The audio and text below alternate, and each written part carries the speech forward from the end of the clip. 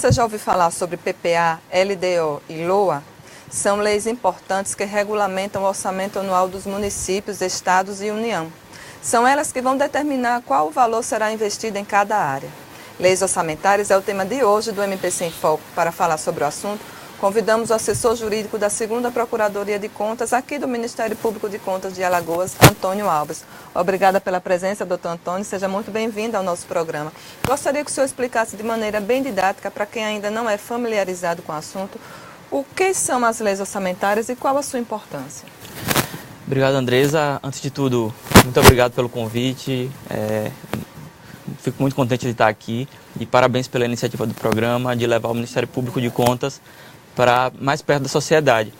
E essa temática proposta, ela é realmente bastante interessante e até um pouco desafiadora, porque as leis orçamentárias, elas, via de regra, elas são estudadas e discutidas por uma perspectiva muito técnica. Então, vale a pena esse esforço, essa missão de traduzir isso numa linguagem que seja acessível para toda a população que não é da área jurídica, que não está no dia a dia dos tribunais de contas, para que todos tenham realmente conhecimento e possam participar e entender um pouco do funcionamento das instituições a partir da perspectiva das leis orçamentárias, que são tão importantes. Então, já tratando da importância que você tocou, existem alguns autores que chegam a dizer que a lei orçamentária ela é a mais importante de todas as leis, depois da Constituição. Por uma razão muito simples. A Constituição, ela institui o Estado. E a lei orçamentária seria o que daria substância, materializaria o Estado em ações.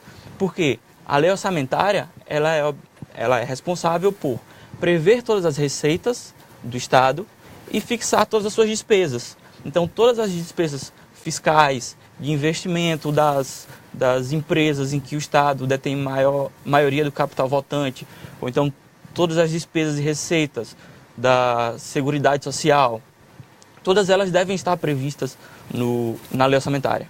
Então, e o que são despesas? Na verdade, as despesas estatais, as despesas do Estado, elas são nada mais do que as suas próprias ações.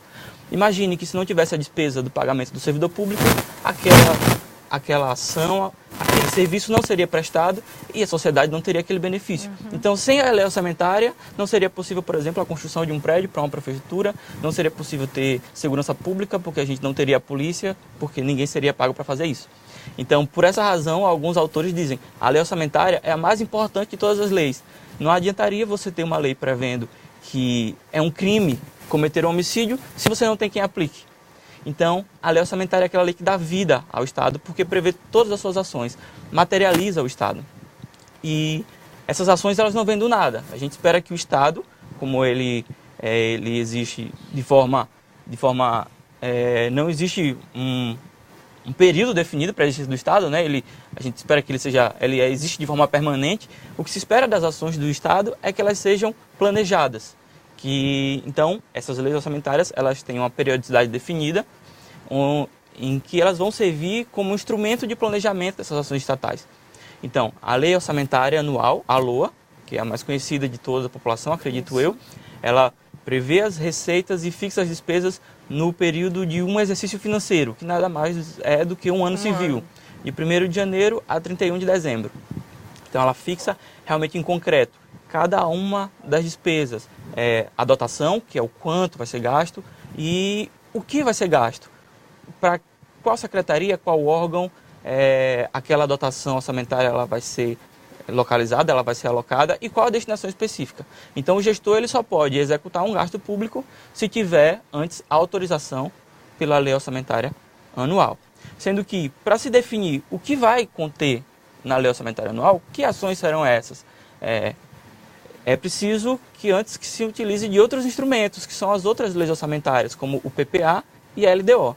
Explica rapidinho o que é PPA e o que é LDO. Claro, PPA é o Plano Plurianual. Ele é um planejamento de médio prazo. Ele é criado para um período de 4 anos, em que se vão fixar diretrizes, objetivos e metas para esse período a que ele se refere. Mas, para ficar um pouco mais claro, o que seriam diretrizes, por exemplo? Seriam parâmetros da ação estatal, por exemplo, a descentralização de algum serviço público, objetivos, só tratando como exemplo para ficar mais claro para a população. Um objetivo pode ser, por exemplo, erradicar a dengue. Então, quando a gente for elaborar a LDO e a LOA, já se sabe, por exemplo, estou aqui falando em abstrato, que na área de saúde as ações prioritárias devem ter como foco o objetivo de erradicar a dengue. Então, isso dá diretriz para as próximas etapas do planejamento das ações estatais. Você me entende? Então, objetivos e metas. Metas, por exemplo, matricular tantos mil alunos na rede pública de ensino. E pode ser também uma meta definida no plano plurianual que vai ajudar os gestores a fixar as políticas públicas em concreto que vão atingir aquela meta, aquele objetivo. Além disso, também os planos plurianuais, eles devem prever todas as despesas de capital. O que são as despesas de capital? De via de regra, assim, explicando de um modo geral, tudo aquilo que não é uma despesa de manutenção do Estado. Então, a gente acaba compreendendo a despesa de capital como grandes investimentos do Estado. Por exemplo, a construção de uma estrada, a construção de um hospital, a construção de uma escola. Além disso, todas as despesas correntes, aquelas despesas de manutenção do Estado, que são decorrentes das despesas de capital. Então, mais uma vez, o exemplo, a gente o plano plurianual pode prever a construção de um hospital, e aí ele tem que prever as suas despesas decorrentes. O pessoal que vai trabalhar naquele hospital, o pagamento dos médicos, dos enfermeiros, da segurança, da limpeza, todo o aporte de gastos que vão ficar presentes na rotina do Estado em decorrência daquela despesa de capital. Então isso tem que estar previsto também no plano plurianual. E além do plano plurianual, como eu falei, ele tem período de 4 anos, e é até interessante essa periodicidade de 4 anos, porque ela não coincide exatamente com os 4 anos do mandato eletivo.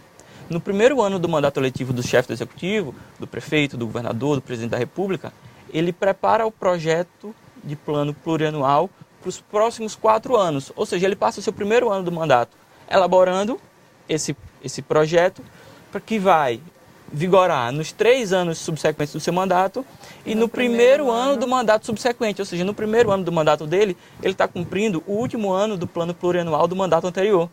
Isso é interessante porque, se ele quiser ter um bom mandato, o primeiro ano dele já foi vinculado àquele anterior. Então, a ideia é que as ações públicas elas tenham uma permanência e sejam uma continuidade, que elas não mudem radicalmente conforme mude o resultado das eleições, que mude a corrente política, o partido político que está no poder. Então, a ideia é essa, fixar projetos de médio prazo para que o Estado tenha sua continuidade e atue de uma forma bem elaborada, bem pensada, bem projetada. E aí a gente pode já passar para a LDO. A LDO é a Lei de Diretrizes Orçamentárias. A Lei de Diretrizes Orçamentárias ela é um elo de ligação entre o plano plurianual e a Lei Orçamentária Anual, que eu falei que é aquela mais concreta, que realmente prevê cada receita e cada despesa que vai ser realizada naquele ano civil específico. Então, a LDO ela tem periodicidade anual e ela cumpre olhar para o plano plurianual e, dentro daquele exercício financeiro, fixar quais seriam as prioridades para aquele exercício financeiro específico. Então, aquele objetivo para 4 anos, qual que a gente vai dar prioridade?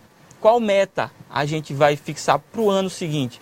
Então, a LDO ela deve ser aprovada sempre no primeiro semestre de um exercício financeiro, visando o próximo, para que a LOA seja aprovada no segundo semestre, antes que o próximo exercício financeiro comece, e aí sim tudo possa ser executado.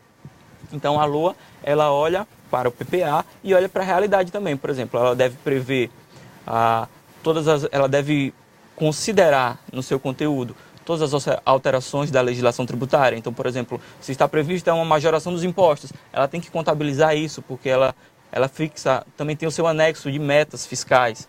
Então, ela tem que prever, por exemplo, uma meta de superávit primário, que é o que a gente chama do resultado entre as receitas e as despesas não financeiras, que em linha geral a gente pode dizer que é basicamente tudo. Então, o resultado das receitas e das despesas do próximo exercício financeiro, existe uma meta de superávit que deve ser fixada, e ela está fixada na LDO, que fez esse estudo prévio do impacto que vai ter na arrecadação, dos resultados decorrentes da alteração da legislação tributária. Também deve prever todas as questões relativas à modificação de pagamento de servidores públicos da ativa, então um aumento de remuneração dos servidores públicos, a previsão de um concurso público Então, a lei de responsabilidade fiscal, ela chega até mesmo a dizer que é nula de pleno direito qualquer alteração, qualquer majoração em questões de pagamento de pessoal que não estejam antes previstas na lei de diretrizes orçamentárias, para garantir realmente que o Estado tenha ações concretas e planejadas, evitando que o Estado tenha problemas financeiros, né, que prejudica a saúde financeira do Estado. Doutor Antônio, vamos fazer um recorte aí nessas leis orçamentárias. Vamos pegar a LDO, que como o senhor falou, a LDO não, desculpa, a LOA, né, a lei Orçamentária Anual, que é aí a mais conhecida, digamos assim, por executar ano a ano o orçamento do Estado, do município, da União. E aí eu queria que o senhor me explicasse um pouquinho se nessa construção dessa lei orçamentária anual a população ela pode participar. Sim, com certeza. Sua pergunta é bastante interessante. A gente sempre tem a ideia de que quem define as leis é o parlamento. Então a população participaria de forma indireta, elegendo os seus parlamentares que definiriam o conteúdo das leis. As leis orçamentárias, elas são tão importantes que a lei de responsabilidade fiscal, ela prevê que na etapa de discussão das leis orçamentárias no parlamento, devem ser realizadas audiências públicas para que a população efetivamente participe daquela deliberação.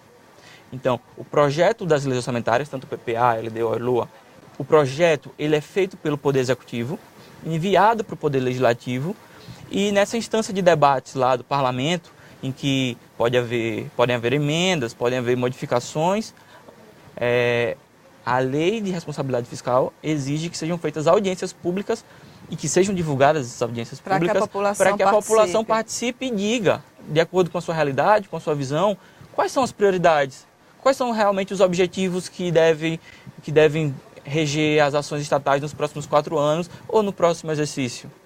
Então é bastante importante, é realmente interessante que a população tenha conhecimento dessas informações, que ela possa, por exemplo, entrar no site da Câmara Municipal e saber qual é o calendário das audiências públicas, para que ela possa participar, saber o que está acontecendo, saber o que é que as pessoas estão debatendo ali, para que ela possa interferir e participar da sociedade de uma forma mais ativa, né? Uma cidadania mais ativa, além daquelas apenas do voto. E o Poder Legislativo ele pode modificar a lei para adequar essas prioridades da população, seja ele ou a Câmara ou a Assembleia, ela pode modificar para atender essa necessidade da população que diz: eu prefiro um posto de saúde a uma praça, ou eu prefiro uma escola a uma estrada. Com certeza, com certeza. Como eu te falei, o projeto da lei orçamentária, ele vem do Executivo, porque faz todos os estudos, a Secretaria de Planejamento faz todos os estudos das necessidades, dos gastos,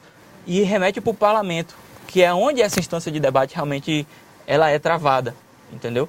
Então, de fato, e é assim que se espera que aconteça, que o parlamento faça as modificações de acordo com que a sociedade expõe nessas audiências públicas, né? Depois que a lei é aprovada, de que forma a população ela pode acompanhar a execução desse orçamento?